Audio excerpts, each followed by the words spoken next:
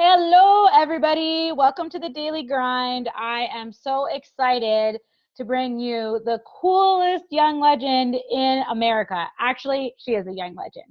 She's about to turn 18, but at 16, she had graduated college, wrote a book. She's around the world public speaking, and her name's Amara Leggett, not just a young legend.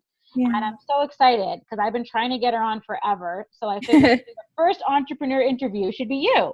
Yes, thank you. No worries. Okay, and so I feel like everyone needs to know, like, hear this song and think of you. So let me just do the chorus. Oh, wait, I'll go like this. It's better.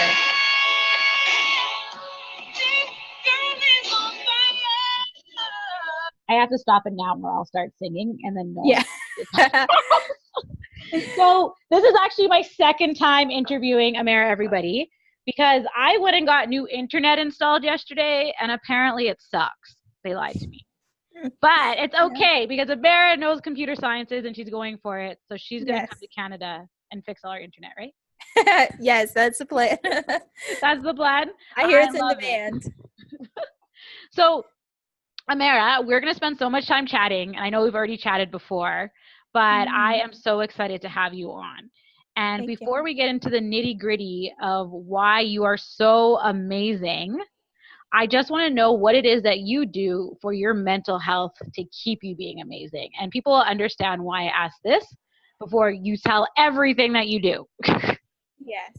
So mental health is really important for me, not only because it's just some way to keep you going, but a lot of the time I kind of leave that part behind and feel that as an entrepreneur, that's what you have to keep going. Through the tough times, no sleep, and you're supposed to be working, and and just a lot of the time you need to take a minute and think about how hard you have been working, whether it's a business or a job or your family.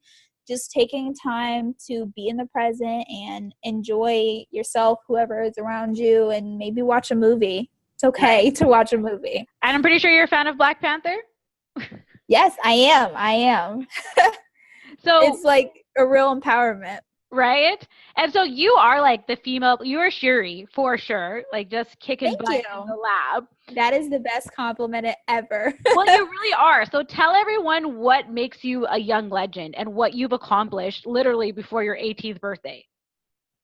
Yes. So a young legend means to me leaving a legacy, not only just creating something that will stay long after I'm gone, but just making an impact in the best way that I can, which is something to really think about, is making it in the best way that you can. And some of the things that I've done is I graduated high school and college at 16, and that was because of a national program here in the United States that allowed me to receive my Associate of Science degree for free. And I had to take advantage of that. Right. And then, free education. Yes. And then after starting my blog, I kind of just went from that into motivational speaking.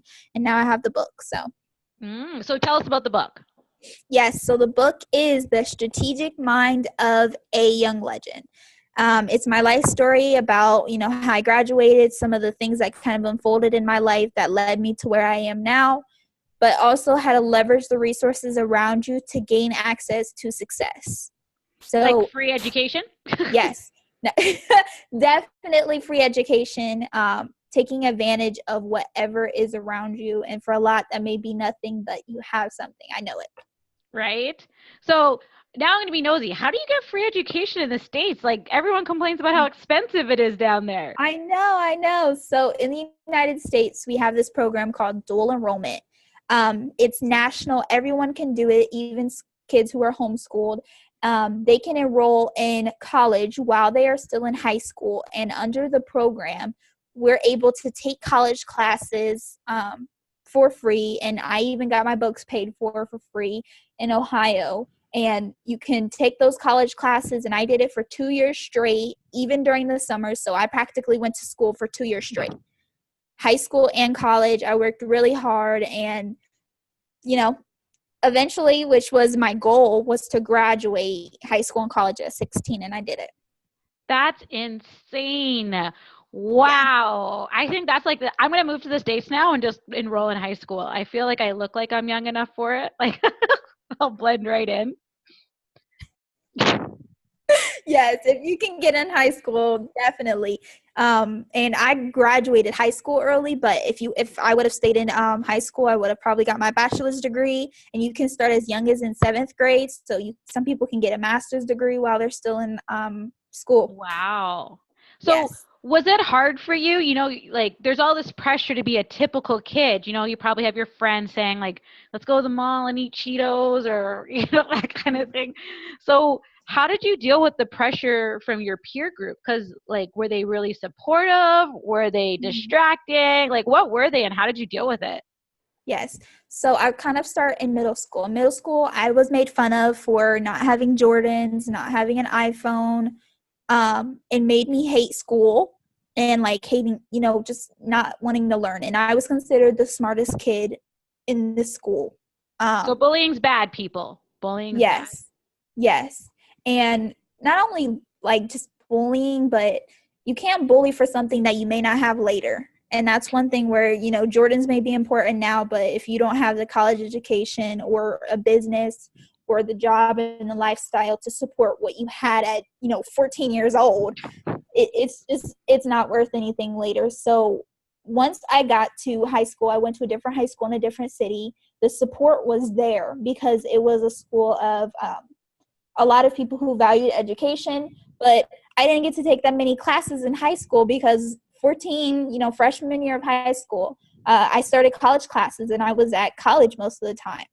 But I will say that the college environment was there for me because I went to a community college, so I had everyone there.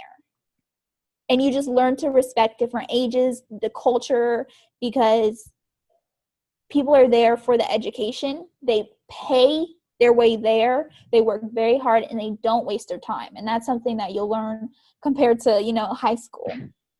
I went to a community college. It was a community college and it privatized while I was in it.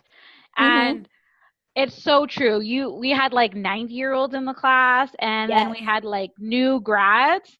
And it was just huge for the environment because it wasn't just a whole bunch of people my age in some of the classes that I took, especially night classes. And it was very I took humbling. Saturday classes, so I get it. Oh my gosh. You're a trooper. I did one Saturday class and said never again. I had majority of my classes on Saturday one semester because for 2 years straight, I was doing it so much that, my college schedule and everything, it was just hectic with my family. And they, working and they were driving me back and forth and everything like that. So it was definitely like a family sacrifice. So shout out to the family for being a chauffeur. Yes, definitely. So speaking of family, your mom's an entrepreneur. Yes. And do you think that stopped you from becoming an entrepreneur right away, or do you think that pushed you to do it sooner?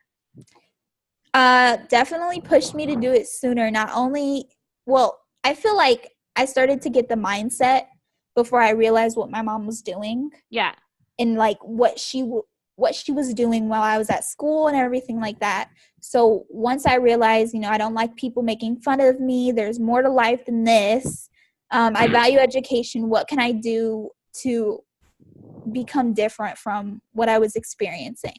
And she had an impact on me because once I started talking about the ideas that I had in my head, she was like, okay, this is something that you should work on. You should, write 10 blog posts, create this blog, start putting it out there. I'm going to take you to wherever you need to go if you want to pitch people, if you want to go to events. So, I was at wine events where they had wine at 17 years old.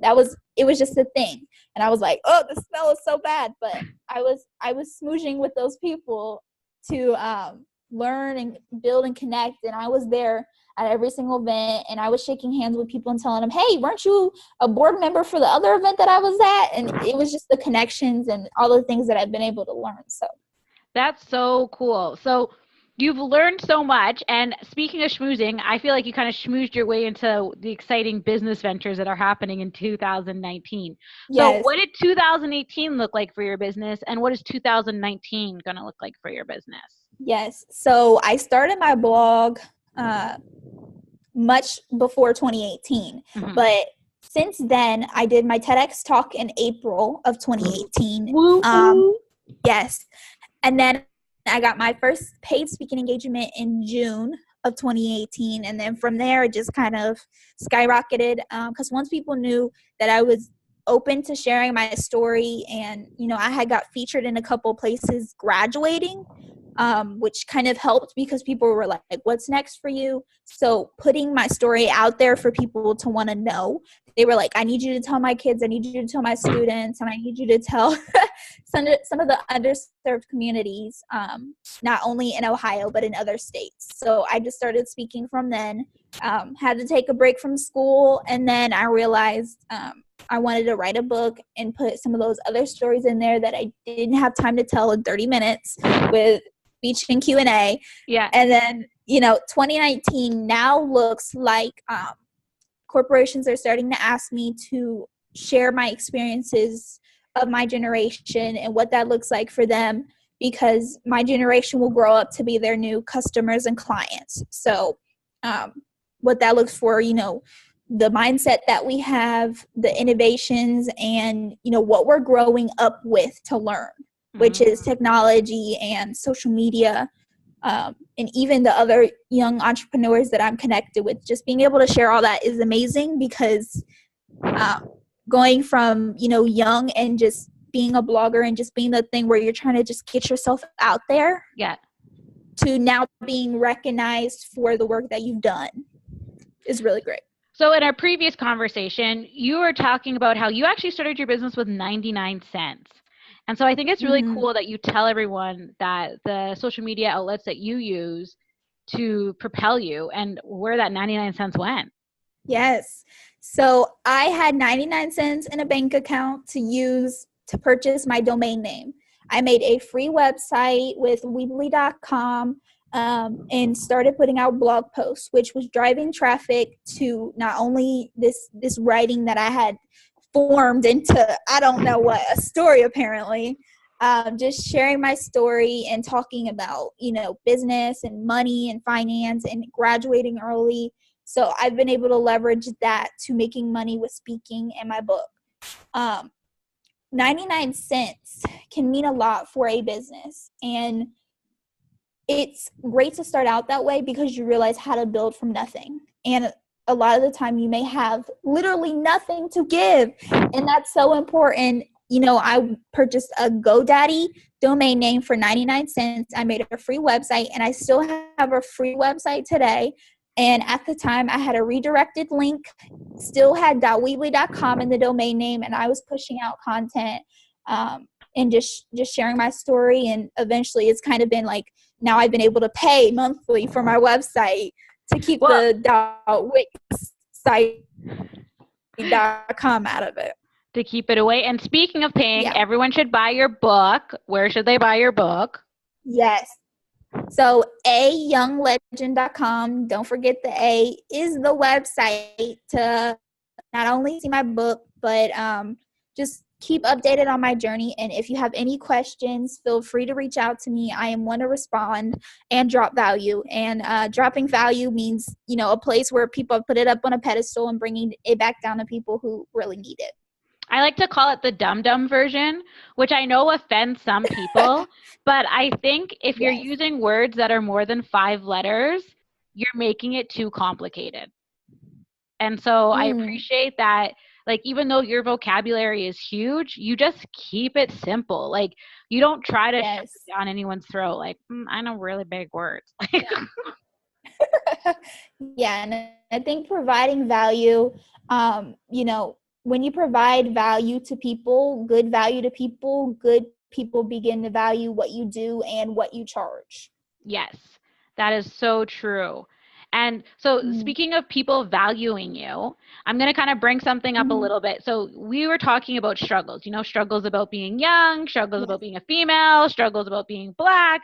Like, there's a lot of things against you to the regular person, and things people would make excuses about. And you said you've had those experiences that have kind of hurt your, I don't say hurt your pride, but definitely could be a deterrent and an excuse to throw your hands in the air. And I want people to know that you've had those. But what keeps you going when it seems like everyone's against you? Yes. So definitely thinking about what you do outside of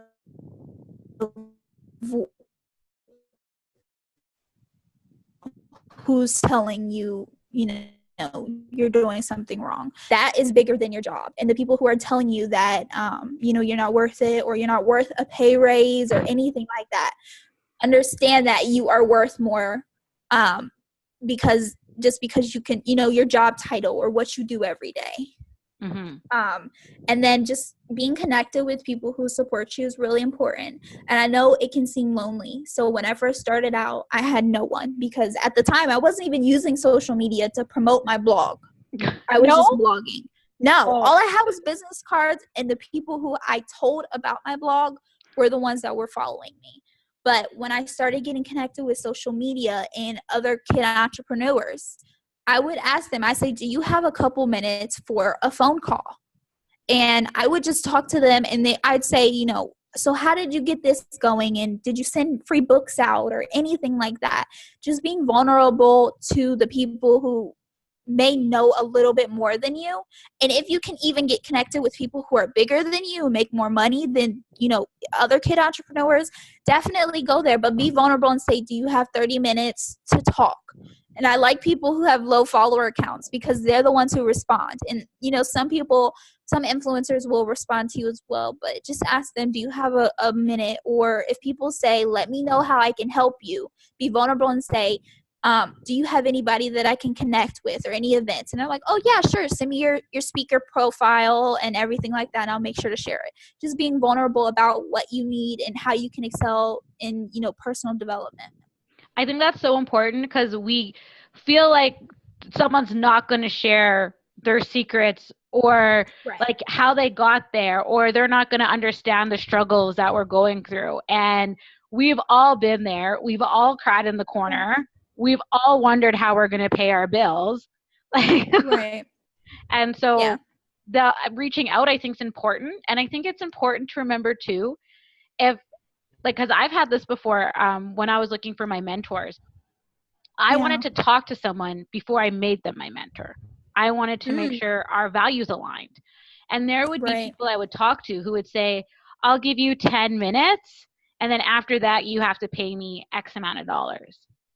And for me, that was really hard. I get it, time's valuable, and you probably have a lot of people asking you, but it's those few minutes that you give that make someone feel special. And if you're only going to give me 10 minutes, make me feel like those 10 minutes are about me and what I need to learn. Right. And the relationship will be good. So I think it's really important when people are looking for their mentors to make sure that that mentor wants them to do good, and not for that relationship to benefit the mentor. Right. Yeah, absolutely. And I'm really grateful, because a lot of the people that I've had around me have always been willing to give themselves to me without charge, because they realize, I once saw you in me, which is something, if you can do it young, definitely do it, because people are more willing to, not charge you. But they've been not only giving me like value, but a lot of the time money to even file my business, to make it legit. I've been given those opportunities, and I'm really grateful. But I will say, definitely reaching out to people on social media if you don't have it like in your physical, space, or people around you that are good. Social media is the place to reach out. And how can people reach you on social media? Yes. So if you go to my website, you can find all my social media icons there. But Instagram, a.young.legend. And then LinkedIn is also a place I'm on, Amara Leggett. Perfect. 2 G's, 2 T's. 2 G's, 2 T's. Yes. So do you think you're going to like delve into like the Pinterest, Facebook, like all those worlds, or are you just going to stay on Instagram and LinkedIn? So I have a Facebook too. It's called The A Young Legend. And then I'm on Pinterest as well, which you can all find those on my website. I started out with Pinterest when I was blogging. I haven't really cracked it yet. I will be honest. Like, Pinterest is hard. It is. So I have not cracked that yet, but I'm on there. And then when you crack it, can you let me know? Because I feel like you might beat me to the punch. Yes. And then Facebook, I'm using it because a lot of the older people that I'm kind of associating myself with are on Facebook, and it's important if they tag me or, to promote other things, but I'm not on there as much because I feel like I don't understand it. It's weird. It's like kids don't understand the social media of older people's social media. It's confusing to me. I try so many times and I can't get it. Right? That's how I feel about Snapchat. And now I'm kind of a pro. But when it was the streaks on Snapchat, and all my nieces and nephews were like, "You're not streaking properly." I'm like, "I'm keeping my clothes on." Like, I was so offended. Like, I was like, I have better things to do than tell you where I'm at 9 and 4. Yeah. Yeah. It's So learning. it's crazy how no matter what age you are, there's some media platforms that don't come instantly. So Yes. we're gonna run out of time soon, and I think maybe part of the issue too was we were getting close on time last time. Yeah, I figured. So what is the one thing that people need to know about you? And what's the one thing that you would tell anybody, young or old, trying to become an entrepreneur?